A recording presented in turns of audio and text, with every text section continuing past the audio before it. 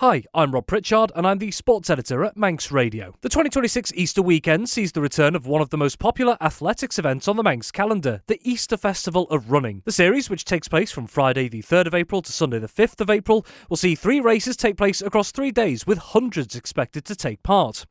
What's more, organisers have seen huge demand for this year's meeting, with more than 770 pre-entries in total, and roughly 2/3 of those involving participants and teams from off-island. To find out more about this year's event, I sat down with festival organiser Chris Quine and Isle of Man athletics correspondent Dave Griffiths.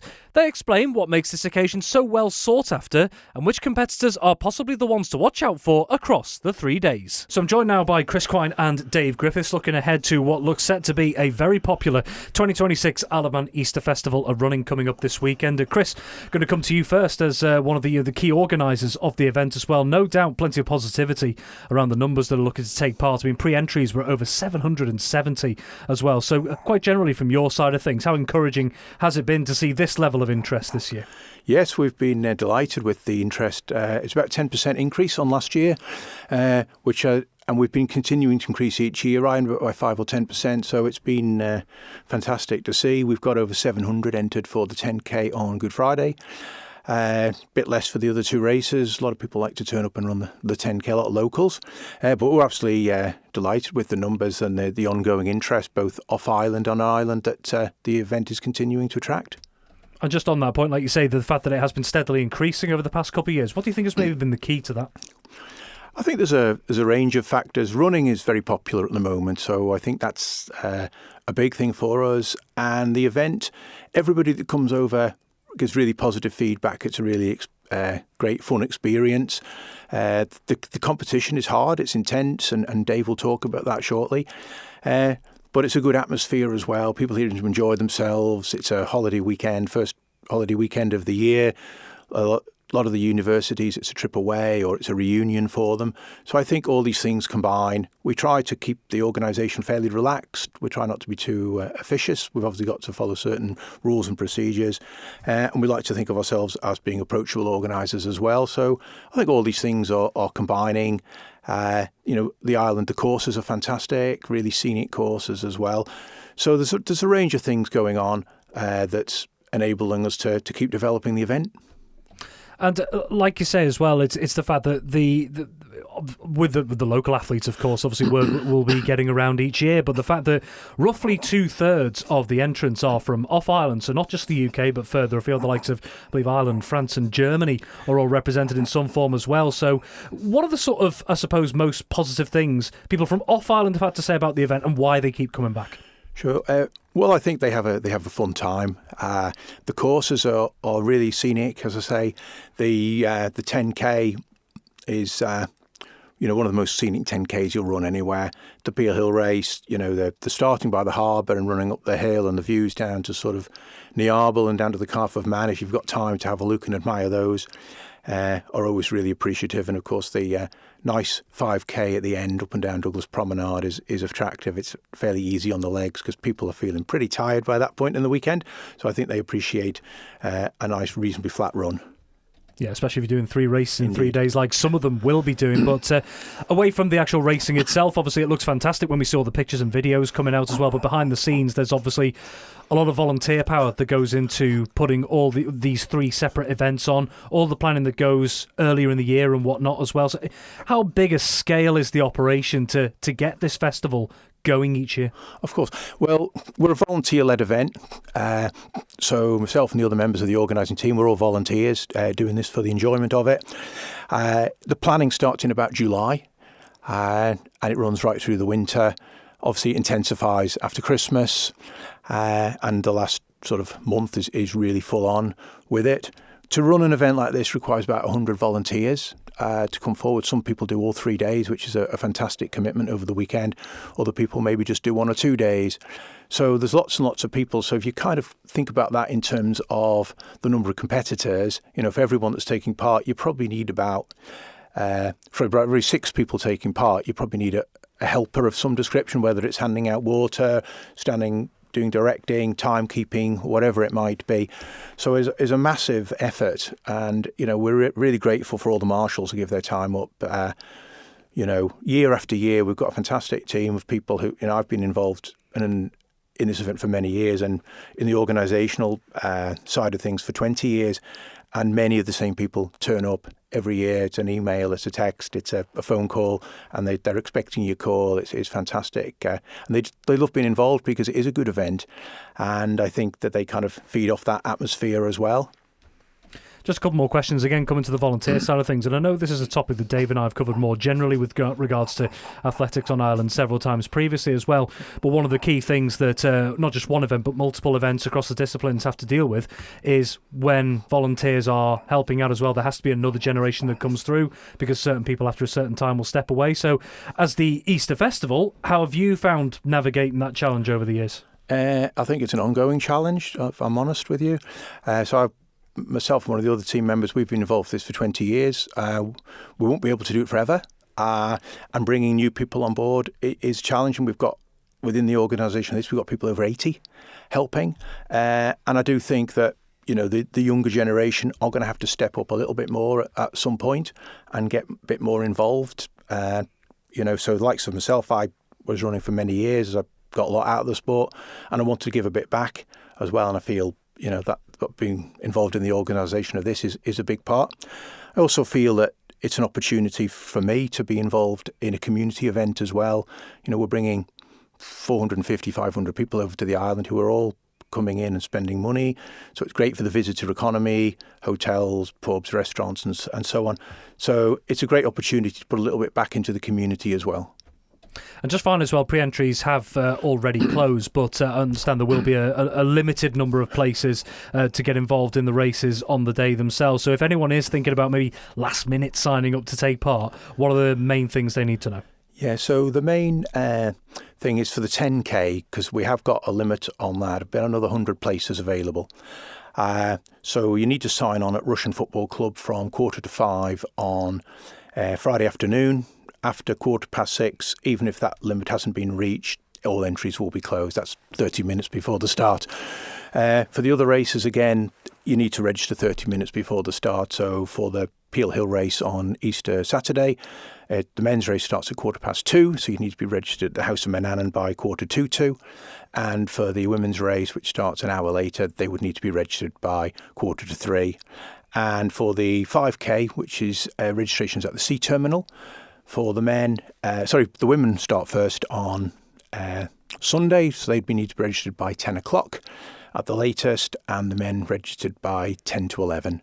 There's a small supplement payable on the day as well. But that's something else, again, we've tried to do. Can I waffle on a bit more? Yeah. One of the things I think that is attractive, we've tried to make it a value for money event. Lots of big events, 10Ks are charging maybe £30, £40. It's £10 to run this race, so we try and keep it of a good value for money. There is extra to pay if you're not a member of an affiliated club or if you're a late entry, but a club member can turn up and say pay their tenner if they enter in advance, which I think is fantastic value. And the hill race and the 5K, we've kept the price down to £6 per race, and the hill race runners who enter in advance all get a hat, which is a bit of an enhancement as well. Our full factory sponsor provides a hat. Can I talk a bit of the prize fund as well? Go on, yeah. Yeah.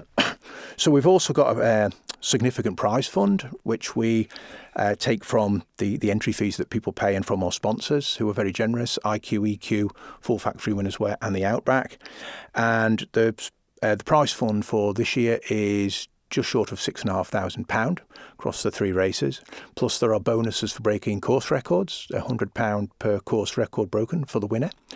And our Full Factory sponsor also providing another £1,000 worth of prizes for the Peel Hill races.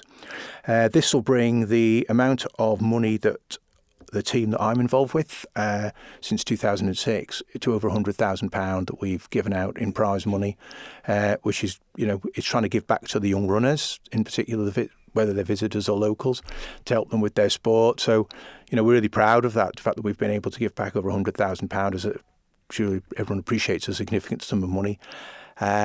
So we'll top the 100,000 this year, and it's a 6.5, just short of 6.5 for the event. Excellent, Chris. Thank you very much indeed. Dave,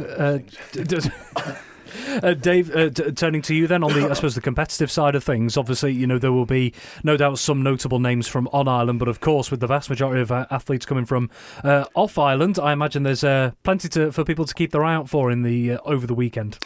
Yes, I mean, as well as the quantity of the entry, the quality is absolutely fantastic this year, as it usually is, to be fair. But I think it's especially good this year. I think it's quite difficult, actually. I've been through the entry list, which obviously with the numbers was quite an extensive job this year, which was enjoyable to do. And I've picked out some of the leading athletes. But I think we have to say that in the Easter Festival, you'll get battles all through the field. So maybe in the 10K race, you get somebody finishing in the middle of the field, and they'll be looking at the results and they'll be trying to beat the guy or the girl who was ahead of them in the previous race. So there'll be battles all the way down the field. But looking at the Just looking at the sharp end of the field, I think in the men's championship, because it is a championship over 3 days, we've got one former winner, I think I'm right in saying, which is Oliver Fox from Cambridge University. Now, he did win the festival 10 years ago, which is quite a fair while ago, but he's still running to a pretty high level and he's still pretty competitive. He's run a sub 30-minute 10K, I think, in the last 3 or 4 years, so he's still very competitive. We've got another of his Cambridge teammates, Joseph Massingham, who's a 14-minute 19 5K runner, which is obviously very sharp, very impressive.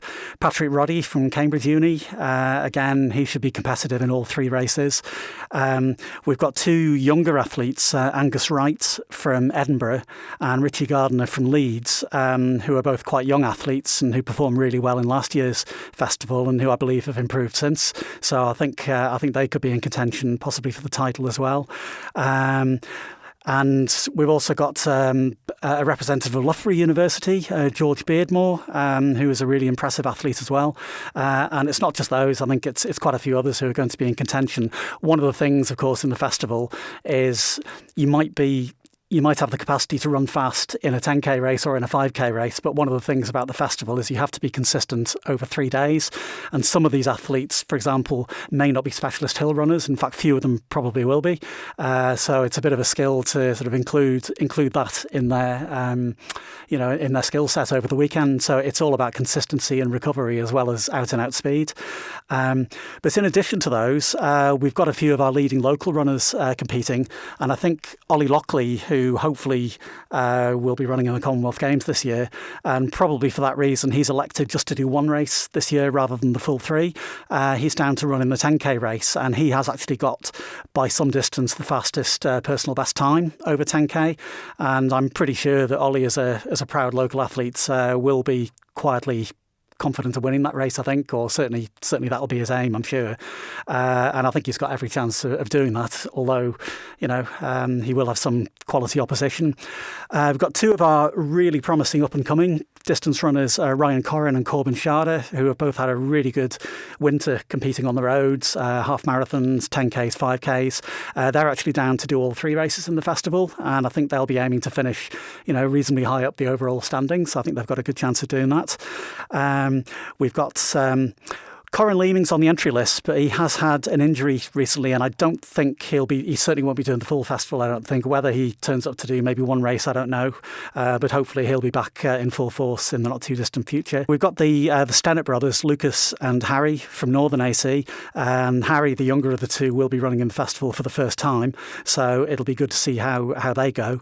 And then another interesting competitor in the 5K race, and he's also a Northern AC athlete, is Kai Lewis, who's been going really well in the UK. He's a student at Millfield School, and he's down for the 5K, and I think he'll finish pretty high up the field there. And then looking at the women's field, I think if anything, that's possibly even stronger, because we have the 2025 champion, who is Rebecca Flaherty from Oxford University, and she's back this year and doing the full festival, and she's actually improved since last year. And among her achievements in recent times was that she won the the under-20 women's race at the English National Cross Country Championships. Not only won it, but she won it by a distance. So she's clearly going very well. But she's also up against a competitor who will be racing on the Isle of Man for the first time and who actually has a Manx grandfather, and that is Niamh Bryson-Hubbard from Cambridge Uni. She recently won the bronze medal in the senior women's race at the Intercounties Cross Country Championships, and she's also represented Great Britain in the past. And I think if I was really pushed, I think I might possibly nominate her as maybe the favourite for the overall women's title, but she's up against one of her colleagues from Cambridge, who is Emily Ruane, who is almost the same standard as she is.